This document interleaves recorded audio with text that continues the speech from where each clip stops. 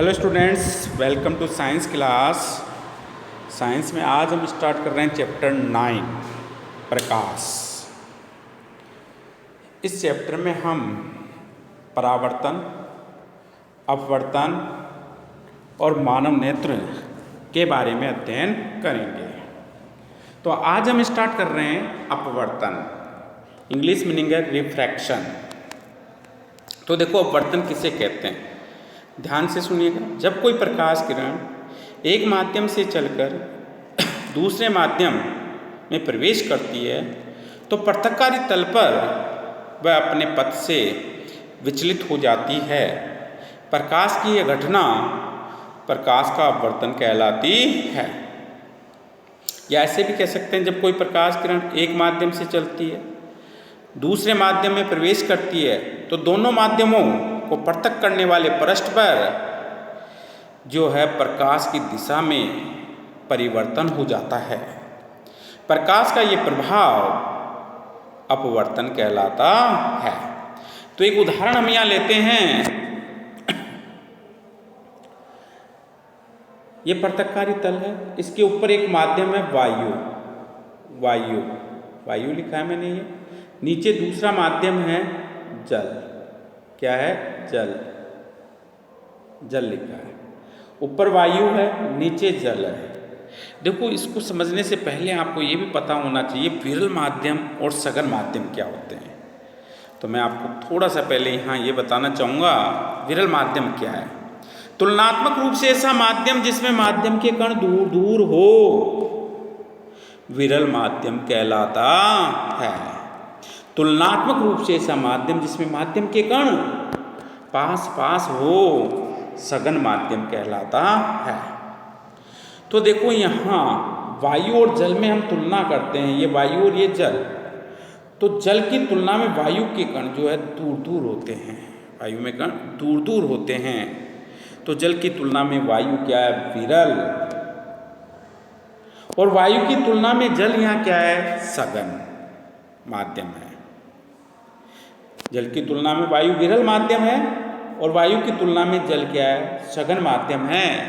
अब मैं वायु की तुलना कांच से करता हूँ तो कांच की तुलना में वायु विरल माध्यम है और वायु की तुलना में कांच सघन माध्यम है। अब मैं जल और कांच की तुलना करता हूँ तो कांच की तुलना में जल विरल माध्यम है और जल की तुलना में कांच सघन माध्यम है। तो देखो, जल की तुलना किससे की? कांच से। तो कांच की तुलना में जल क्या है? विरल। लेकिन वायु की तुलना में जल क्या है? सघन। भाई, वायु से तुलना करते हैं जल की तो सघन है और कांच से तुलना करते हैं तो जल विरल है। तो ये तुलनात्मक रूप से कहा जाता है भाई कौन सा माध्यम विरल होगा, कौन सा उन दोनों में सघन होगा। क्लियर है?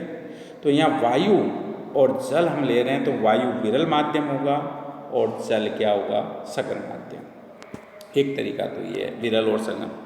या हम ऐसे भी कह सकते हैं, तुलनात्मक रूप से ऐसा माध्यम जिसका अपवर्तनांक कम हो विरल माध्यम कहलाता है।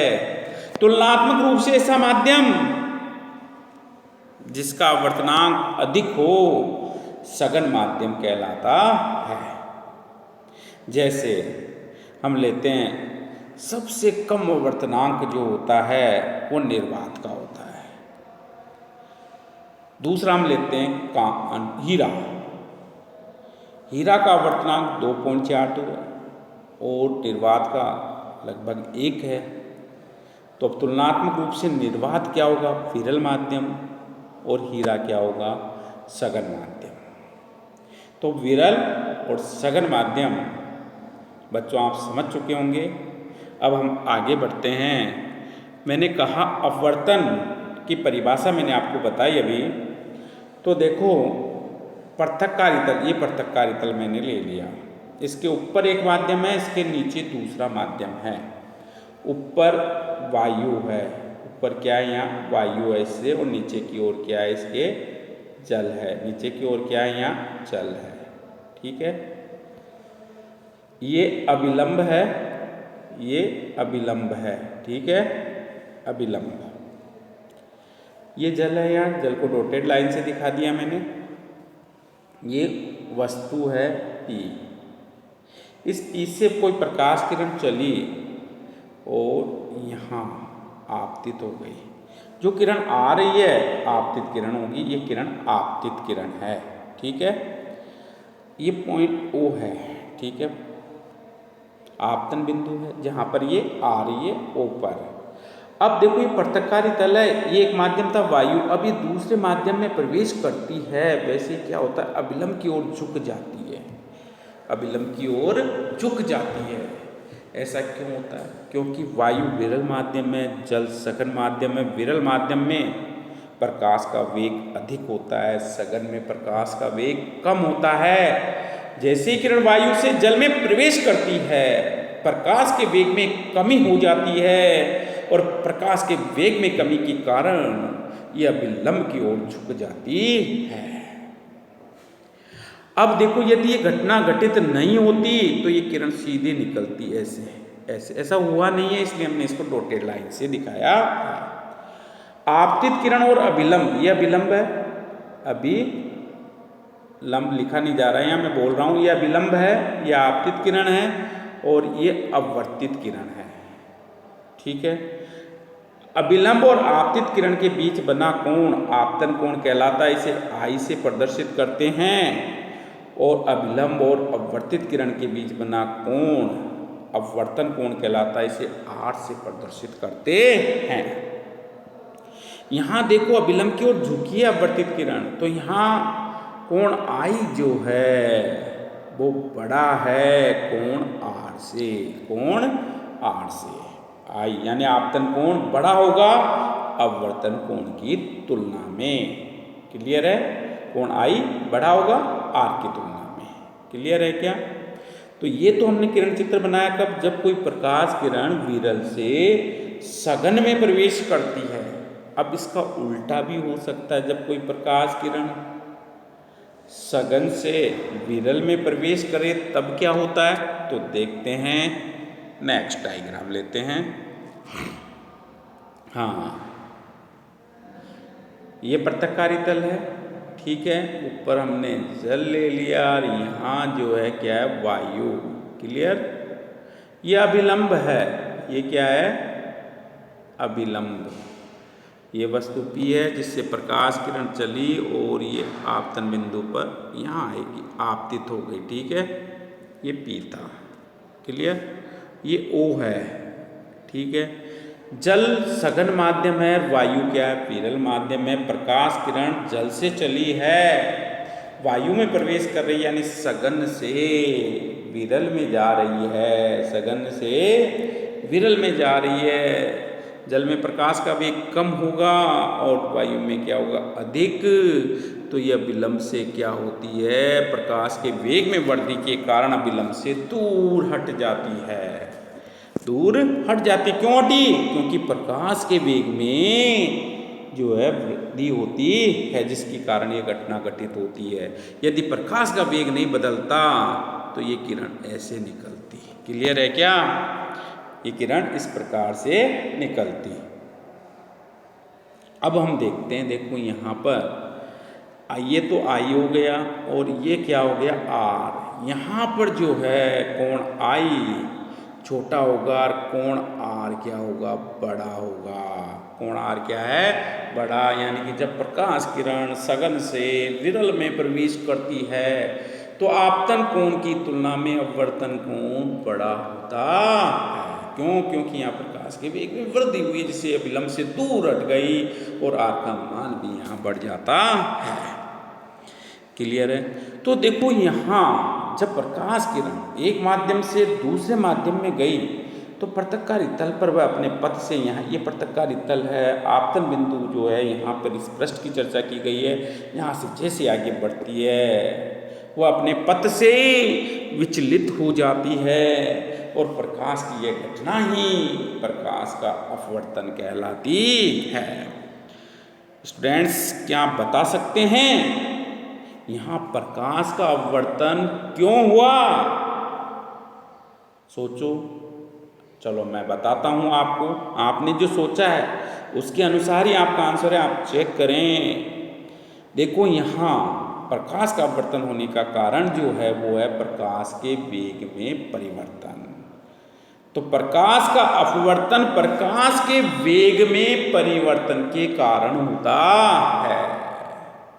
जब प्रकाश किरण विरल से सघन में जाती है, प्रकाश के वेग में कमी के कारण विलंब की ओर झुक जाती है। जब सघन से विरल में जाती है तो प्रकाश के वेग में वृद्धि के कारण उससे दूर हट जाती है। तो अपवर्तन की घटना घटित होने का जो मुख्य कारण है वो है प्रकाश के वेग में परिवर्तन।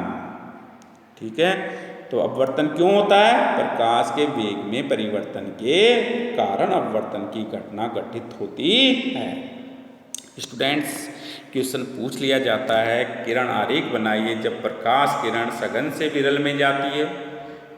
ये पूछ लिया जाता है, या पूछ लिया जाता है विरल से सघन में जाती है। तो मुझे उम्मीद है आप इस क्वेश्चन का आंसर दे पाएंगे।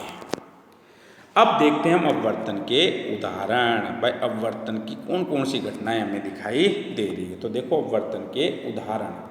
नंबर 1, पानी में थोड़ा डूबा हुआ स्केल का पानी के तल के अंदर का भाग थोड़ा तिरछा दिखाई देता है। पहला उदाहरण हमने लिया, पानी में थोड़ा डूबा हुआ स्केल का पानी के तल के अंदर का भाग थोड़ा तिरछा दिखाई देता है। पानी की टंकी में गिरे सिक्के या अन्य वस्तु ऊपर उठी हुई प्रतीत होती है। दूसरा उदाहरण।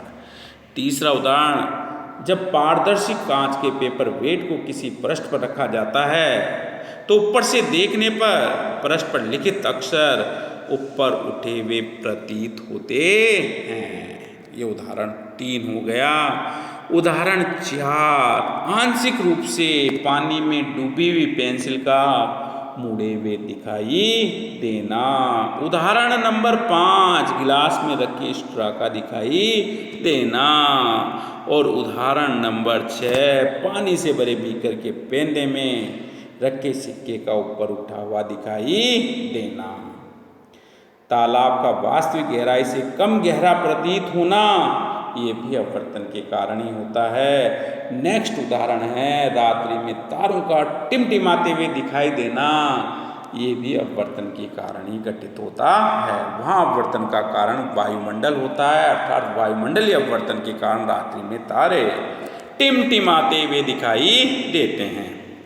तो देखो यहाँ हमने जिन उदाहरण की बात की, जैसे पानी में डूबा हुआ स्केल का पानी के तल के अंदर का भाग थोड़ा तिरछा दिखाई देना, या उदाहरण दे सकते हैं पानी में आंशिक रूप से डूबी हुई पेंसिल का मुड़े हुए दिखाई देना, एक तरह के ही उदाहरण हैं। ठीक है, पानी की टंकी में गिरे सिक्के या अन्य वस्तु का ऊपर उठे हुए दिखाई देना, या पानी से भरे बीकर के पेंदे में रखे सिक्के का ऊपर उठा हुआ दिखाई देना, दोनों एक जैसे उदाहरण हैं। ठीक है, क्लियर है?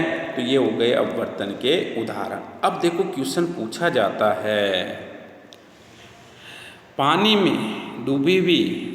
पानी में आंशिक रूप से डूबी हुई पेंसिल मुड़े हुए दिखाई क्यों देती है। तो देखो इसका उत्तर कैसे लिखेंगे। तो देखो यहाँ इसकी व्याख्या भी की हुई है। देखो यहाँ ये पेंसिल डूबी हुई दिखाई जा रही है इसमें। ठीक है, किरणें जो चलेगी इस पेंसिल वस्तु जो यहाँ होगी पेंसिल का ये सिरा होगा, तो यहाँ से प्रकाश किरण चली यानी कि पानी वाले हिस्से में, ये जल है और कहाँ आएगी, वायु में आएगी। कहाँ आएगी, वायु में। ठीक है, किरणें कहाँ से स्टार्ट होगी, पेंसिल के पानी वाले सिरे से, और ये जो है पर्तककारी तल हो गया। ये क्या हो गया, पर्तककारी तल, और ये क्या हो गया यहाँ पे अभिलंब। ये क्या हो गया, अभिलंब। तो देखो प्रकाश किरण जब सघन से विरल में जाएगी, प्रकाश के वेग में वृद्धि कारण या विलंब से दूर हट जाती है। हट गई क्या? तो जो यहाँ से व्यक्ति देख रहा है उसे पेंसिल का जो ये सिरा है वो x की बजाय y स्थिति पर दिखाई देता है, यानी जल के अंदर का हिस्सा जो y स्थिति से दिखाई देगा, जल के बाहर की स्थिति सीधी दिखाई देगी। पूरी पेंसिल को एक साथ देखेंगे तो वो मुड़ी हुई दिखाई देगी। क्लियर है क्या? तो यहाँ प्रकाश किरण सघन से विरल में आ रही है। तो देखो इसके लिए थोड़ा यहाँ मैं लिखा हुआ है जो भी रीड कर देता हूँ। पानी से भरे कांच के गिलास अथवा टब की कोई छड़, पेन या पेंसिल को थोड़ा डुबाते हैं तो हम देखते हैं कि यहाँ पर वस्तु वायु से पानी में प्रवेश करती है और उस वस्तु के ठीक नीचे से वस्तु तिरछी हो जाती है। गिलास या बर्तन के पार्श्व देखने पर आप पाएंगे वस्तु का जितना हिस्सा पानी में डूबा वह हिस्सा कुछ बड़ा दिखाई देता है।